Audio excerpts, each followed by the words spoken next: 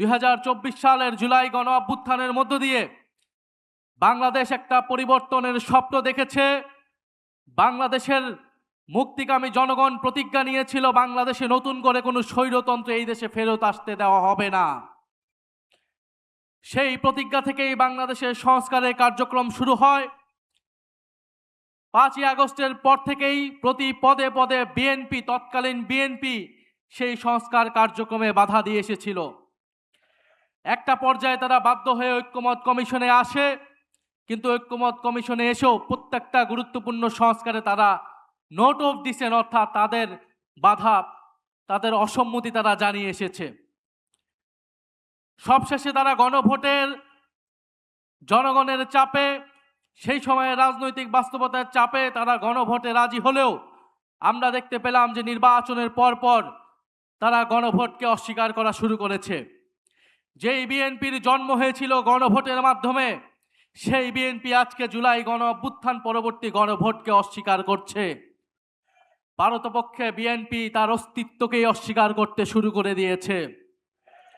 আমরা খুব স্পষ্টভাবে বলতে চাই, বাংলাদেশের প্রত্যেকটি প্রতিষ্ঠানকে নতুন করে যে বিএনপি দলীয়করণ করছে, এটা আওয়ামী লীগের পথেই বিএনপি বাংলাদেশকে এগিয়ে নিয়ে যাচ্ছে।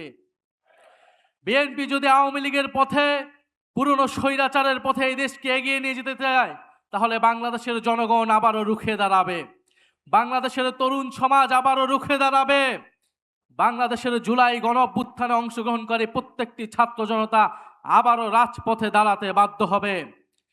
বিএনপি কৃষক কার্ড, ফ্যামিলি কার্ড দিয়ে জনগণের মন ভুলানোর চেষ্টা করছে।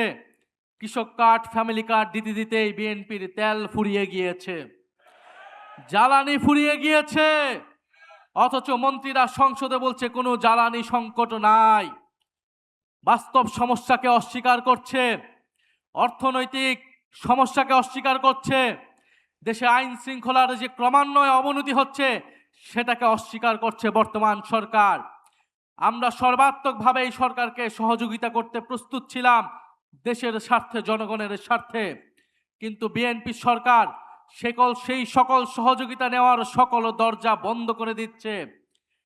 আমার জানা নেই, যারা এখানে অভিজ্ঞ আছেন, মুরব্বী আছেন, তারা বলতে পারবেন বাংলাদেশের ইতিহাসে এত কম সময়ে, মাত্র 2 মাসে কোন সরকার এতটা অজনপ্রিয় হয়েছিল কিনা। বিএনপি সেটা বাস্তবে প্রমাণ করে দিয়েছে। এই সরকার 2 মাসে যতটা অজনপ্রিয় হয়েছে, আমরা জানি না আগামী 6 মাসে তার পরিণতি কি হবে, তার অবস্থান কি হবে। আমরা দেশে কোনো অস্থিতিশীলতা চাই না। আমাদের দাবি একটাই, গণভোটের গণরায় বাস্তবায়ন করে জুলাই গণ অভ্যুত্থানকে প্রকৃত সম্মান দেওয়া, জুলাই শহীদ পরিবারকে প্রকৃত সম্মান দেওয়া, আহত যোদ্ধাদের প্রকৃত সম্মান দেওয়া। আমরা সেটার জন্য রাজপথে আছি, সংসদে আছি। ইনশাআল্লাহ আমরা ঐক্যবদ্ধভাবে আমাদের সে দাবি আদায় করে ছাড়বো ইনশাআল্লাহ। আসসালামু আলাইকুম।